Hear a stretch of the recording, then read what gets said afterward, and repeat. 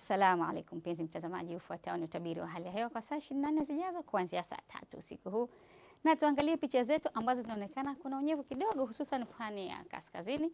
Usiku wa leo kisiwa cha Unguja na Pemba, mkoa wa Tanga, Dar es Salaam, Pwani, hali kadhalika Lindi na Mtwara tutarajia kuwa na hali ya mawingu kiasi. Ila kwa hapo kesho kisiwa cha Unguja na Pemba, mkoa wa Tanga, Dar es Salaam na Pwani tutarajia kuwa na hali ya mawingu kiasi, mvua nyepesi katika maeneo machache ikifuatiwa na vipindi vya jua. Mikoa ya Lindi na Mtwara wote tarajia kuwa na hali ya mawingu kiasi na vipindi vya jua. Pepo za pwani kwa hapo kesho, kwa pwani ya kaskazini pepo hizo zitavuma kutokea kusini kwa kasi ya kilomita 40 kwa saa. Hali ya bahari ya pwani ya kaskazini tarajia kuwa na mawimbi makubwa, na mamlaka hali ya hewa inatoa angalizo kwa watumiaji wa pwani hiyo. Pwani ya kusini pepo hizo zitavuma kutokea kusini mashariki kwa kasi ya kilomita 40 hadi 50 kwa saa.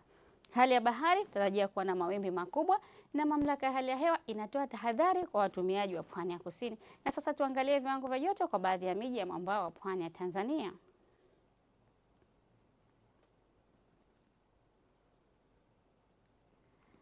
Hadi kufikia hapo ndio mwisho wa utabiri wa hali ya hewa kwa leo. Asante na nakutakia usiku mwema.